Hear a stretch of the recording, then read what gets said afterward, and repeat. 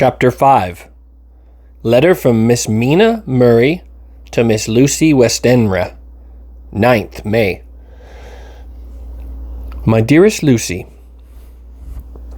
forgive me my long delay in writing, but I have been simply overwhelmed with work. The life of an assistant schoolmistress is sometimes trying. I am longing to be with you, and by the sea, where we can talk freely and build our castles in the air. I have been working very hard lately because I want to keep up with Jonathan's studies, and I have been practicing shorthand very assiduously. When we are married, I shall be able to be useful to Jonathan, and if I can stenograph well enough, I can take down what he says in this way and write it out for him on the typewriter, at which I am also practicing very hard. He and I sometimes write letters in shorthand, and he is keeping a stenographic journal of his travels abroad. When I am with you, I shall keep a diary in the same way. I don't mean one of those 2 pages to the week with Sunday squeezed in a corner diaries, but a sort of journal which I can write in whenever I feel inclined. I do not suppose there will be much interest to other people, but it is not intended for them. I may show it to Jonathan one day, if there is anything in it worth sharing, but it really is an exercise book. I shall try to do what I see lady journalists do, interviewing and writing descriptions and trying to remember conversations. I am told that, with a little practice, one can remember all that goes on, or that one hears said during the day. However, we shall see. I shall tell you all my little plans when we meet. I have just had a few hurried lines from Jonathan from Transylvania. He is well, and will be returning in about a week. I am longing to hear all the news. It must be so nice to see strange countries. I wonder if Jonathan and I, shall ever see them together. There is the 10 o'clock bell ringing. Goodbye. Your loving Mina. Tell me all the news when you write. You have not told me anything for a long time. I hear rumors, and especially of a tall, handsome, curly-haired man. Letter, Lucy Westenra to Mina Murray. 17th Chatham Street, Wednesday. My dearest Mina, I must say you tax me very unfairly with being a bad correspondent.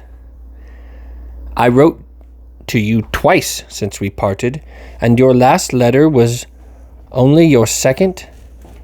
Besides, I have nothing to tell you. There really is nothing to interest you. Town is very pleasant just now, and we go a good deal to picture galleries and for walks and rides in the park. As to the tall, curly-haired man, I suppose it was the one who was with me at last pop. Someone has evidently been telling tales. That was Mr. Holmwood. He often comes to see us, and he and Mamma get on very well together. They have so many things to talk about in common. We met some time ago a man that would just do for you if you were not already engaged to Jonathan. He is an excellent parti, being handsome, well off, and of good birth. He is a doctor, and really clever. Just fancy. He is only 29, and he has an immense lunatic asylum, all under his own care. Mr. Holmwood introduced him to me, and he called here to see us, and often comes now. I think he is one of the most resolute men I have ever saw, and yet the most calm. He seems absolutely imperturbable. I can fancy what a wonderful power he must have over his patients. He has a curious habit of looking one straight in the face, as if trying to read one's thoughts. He tries this on very much with me, but I flatter myself he has got a tough nut to crack. I know that from my glass. Do you ever try to read your own face? I do, and I can tell you it is not a bad study, and it gives you more trouble than you can well fancy if you ever have tried it. He says that I afford him a curious psychological study, and I humbly think I do. I do not, as you know, take sufficient interest in dress to be able to describe the new fashions. Dress is a bore. That is slang again, but never mind. Arthur says that every day. There, it is all out. Mina, we have told all our secrets to each other since we were children.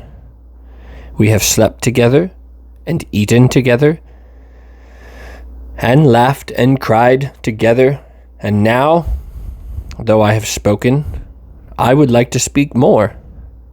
Oh, Mina, couldn't you guess? I love him. I am blushing as I write, for although I think he loves me, he has not told me in so many words. But oh, Mina, I love him, I love him, I love him. There, that does me good. I wish I were with you, my dear, sitting by the fire, undressing, as we used to sit, and I would try to tell you what I feel. I do not know how I am writing this even to you. I'm afraid to stop, or I should tear up the letter, and I don't want to stop, for I do so want to tell you all. Let me hear from you at once. Tell me all that you think about it. Mina, I must stop. Good night. Bless me in your prayers, and Mina, pray for my happiness. P.S. I need not tell you this is a secret. Good night again. L. Letter. Lucy Westenra to Mina Murray. 24 May. My dearest Mina, thanks and thanks, and thanks again for your sweet letter. It was so nice to be able to tell you and to have your sympathy. My dear, it never rains but it pours. How true the old proverbs are. Here I am, who will be 20 in September, and yet I never had a proposal till today, not a real proposal. And today I have had 3. Just fancy. 3 proposals in one day. Isn't it awful? I feel sorry, really and truly sorry for 2 of the poor fellows. Oh, Mina, I am so happy that I don't know what to do with myself. And 3 proposals. But for goodness sakes, don't tell any of the girls, or they would be getting all sorts of extravagant ideas and imagining themselves injured and slighted if in their very first day at home they did not get at least 6. Some girls are so vain. You and I, Mina dear, who are engaged and are going to settle down soon soberly into old married women, can despise vanity. Well, I must tell you about the 3, but you must keep it a secret, dear. From everyone, of course. Jonathan.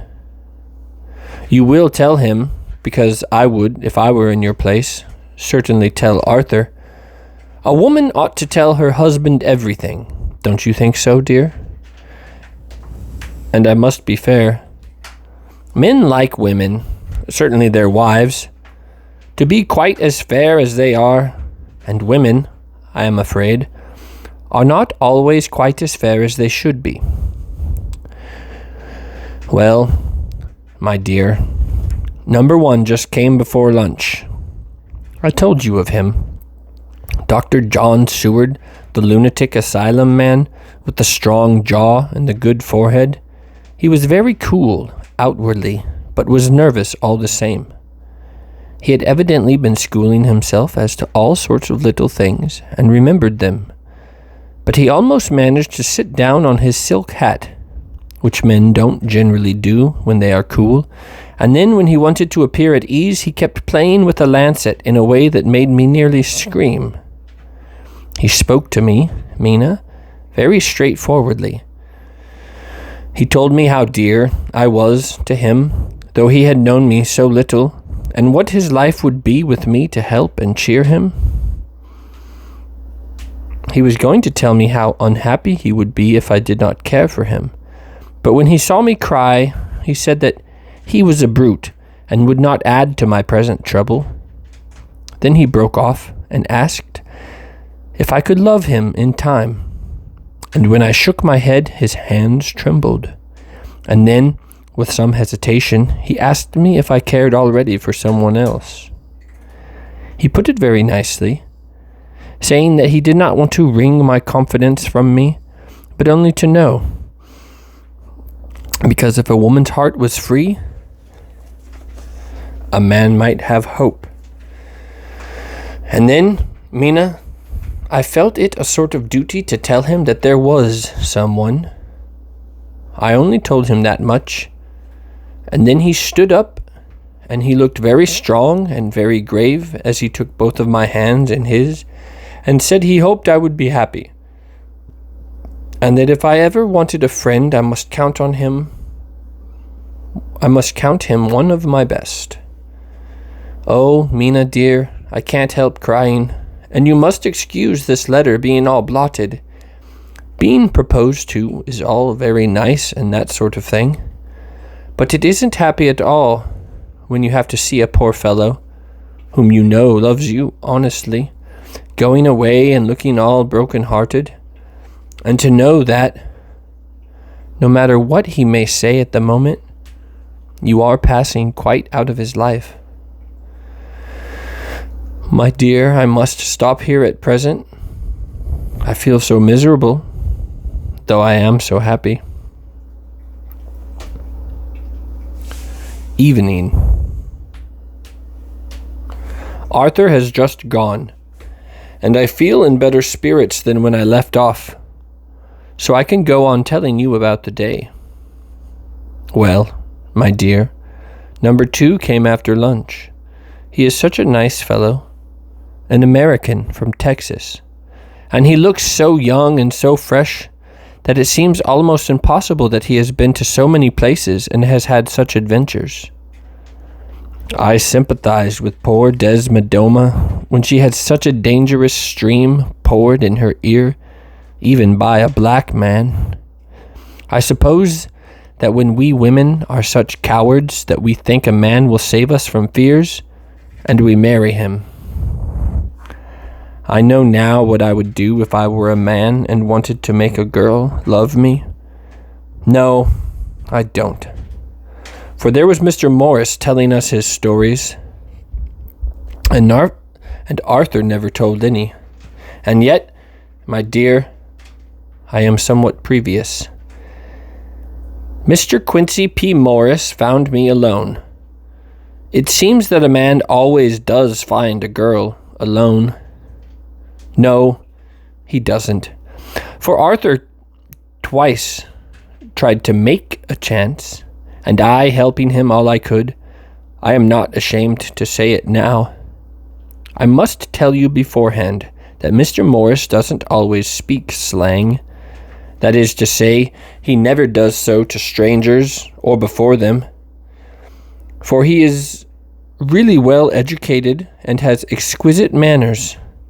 But he found out that it amused me to hear him talk American slang, and whenever I was present, and there was no one to be shocked, He said such funny things. I am afraid, my dear,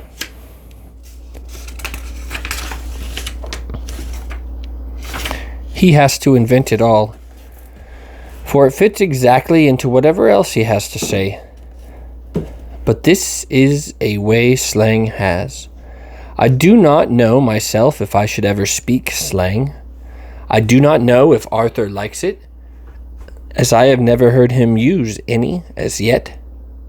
Well, Mr. Morris sat down beside me and looked as happy and jolly as he could, but I could see, all the same, that he was very nervous. He took my hand in his and said ever so sweetly, "Miss Lucy, I know I ain't got good enough to regulate the fixin's of your little shoes, but I guess if you wait till you find a man that is, you will go join them 7 young women with the lamps when you quit. Won't you just hitch up alongside of me and let us go down the long road together, driving in double harness?" Well, he did look so good-humored and so jolly that it didn't seem half so hard to refuse him as it did poor Dr. Seward. So I said, as lightly as I could, that I did not know anything of hitching, and that I wasn't broken to harness at all yet. Then he said that he had spoken in a light manner, and he hoped that if he had made a mistake in doing so, on so grave, so momentous an occasion for him, I would forgive him. He really did look serious when he was saying it, and I couldn't help feeling a bit serious too.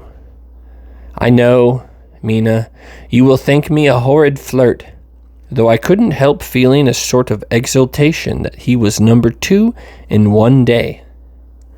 And then, my dear, before I could say a word, he began pouring out a perfect torrent of love-making, laying his very heart and soul at my feet.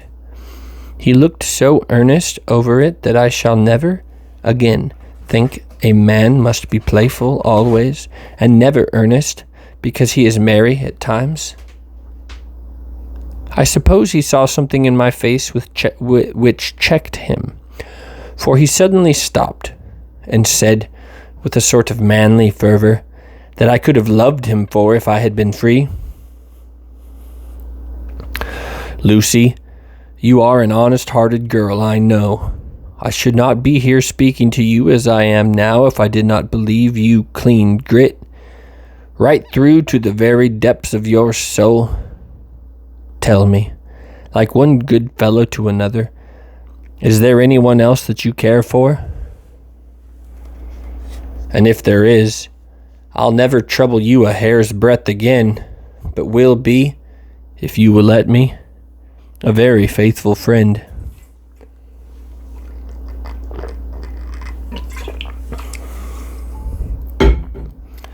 My dear Mina, why are men so noble when we women are so little worthy of them? Here I was, almost making fun of this great-hearted, true gentleman. I burst into tears. I am afraid, my dear, you will think this is a very sloppy letter in more ways than one, and I really felt very badly. Why can't they let a girl marry 3 men, or as many as want her, and save all this trouble? But this is heresy, and I must not say it. I am glad to say that, though I was crying, I was able to look into Mr. Morris's brave eyes, and I told him out straight. Yes, there is someone I love, though he has not told me yet that he even loves me. I was right to speak to him so frankly, for quite a light came into his face, and he put out both his hands and took mine. I think I put them into his, and said in a hearty way, "That's my brave girl. It's better worth being late for a chance of winning you than being in time for any other girl in the world. Don't cry, my dear, if it's for me. I'm a hard nut to crack, and I don't take it standing up. If that other fellow doesn't know his happiness, well, he'd better look for it soon, or he'll have to deal with me. Little girl, your honesty and pluck have made me a friend, and that's rarer than a lover. It's more unselfish anyhow. My dear, I'm gonna have a pretty lonely walk between this and Kingdom Come.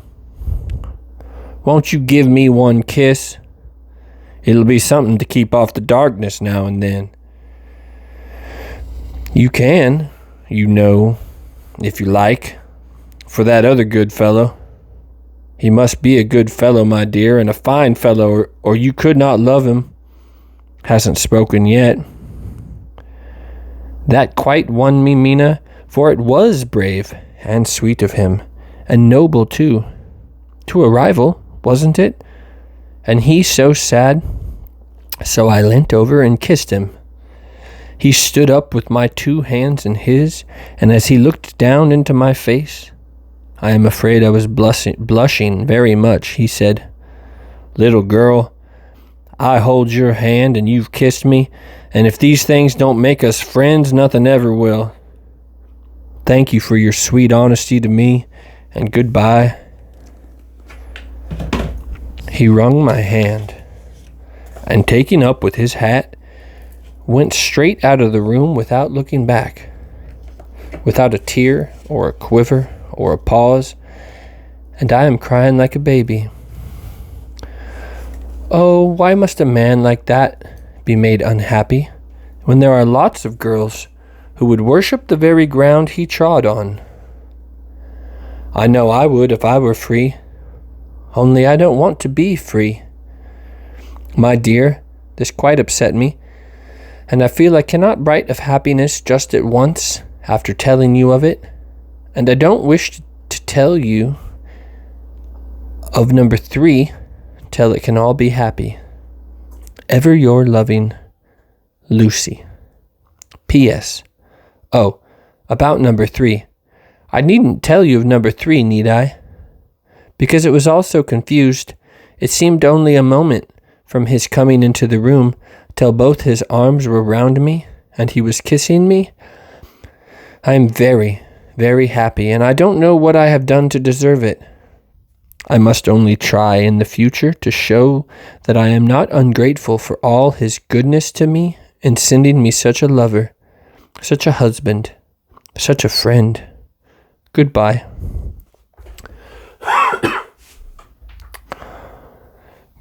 Dr. Seward's diary, kept in phonograph. 25 May. Ebb, tide, and appetite today. Cannot eat, cannot rest, so diary instead. Since my rebuff of yesterday, I have sort of an empty feeling. Nothing in the world seems of sufficient importance to be worth the doing. As I knew that the only cure for this sort of thing was work, I went down amongst the patients. I picked out one who has afforded me a study of much interest. He is so quaint in his ideas, and so unlike the normal lunatic, that I have determined to understand him as well as I can. Today, I seem to get nearer than ever before to the heart of his mystery.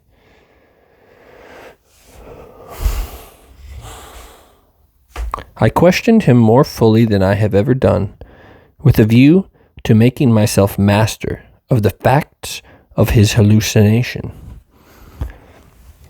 In my manner of doing it, there was, I now see, something of cruelty. I seemed to wish to keep him to the point of his madness, a thing which I avoid with the patients as I would with the mouth of hell. Memo. Under what circumstances would I not avoid the pit of hell?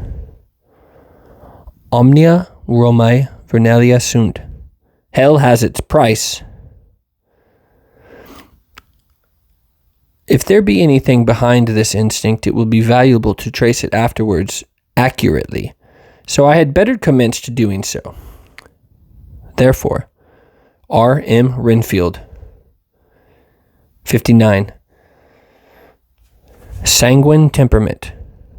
Great physical strength. Morbidly excitable. Periods of gloom ending in some fixed idea which I cannot make out. I presume that the sanguine temperament itself and the disturbing influence end in a mentally accomplished finish. A possibly dangerous man. Probably dangerous if unselfish. In selfish men, caution is as secure an armor for their foes as for themselves.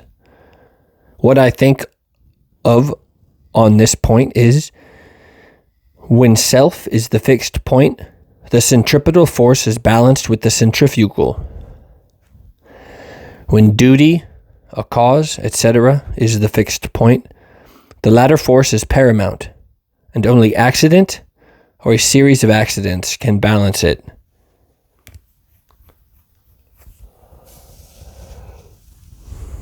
Letter. Quincy P. Morris, 2. Honorable Arthur Holmwood, 25. May.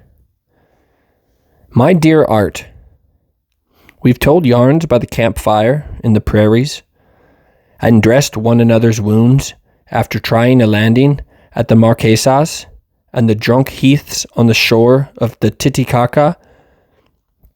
There are more yarns to be told, and other wounds to be healed, and another health to be drunk. Won't you let this be at my campfire tomorrow night? I have no hesitation in asking you, as I know a certain lady is engaged to a certain dinner party, and that you are free. There will be only one other, our old pal at the Korea, Jack Seward. He's coming too. And we both want to mingle our weeps over the wind cup, and to drink a health with all our hearts to the happiest man in all the wide world, who has won the noblest heart that God has made, and the best worth winning. We promise you a hearty welcome and a loving greeting, and a health as true as your own right hand. We shall both swear to leave you at home if you drink too deep to a certain pair of eyes. Come. Yours, as ever and always, Quincy P. Morris. Telegram from Arthur Holmwood to Quincy P. Morris. 26 May. Count me in every time. I bear messages which will make both your ears tingle. Art.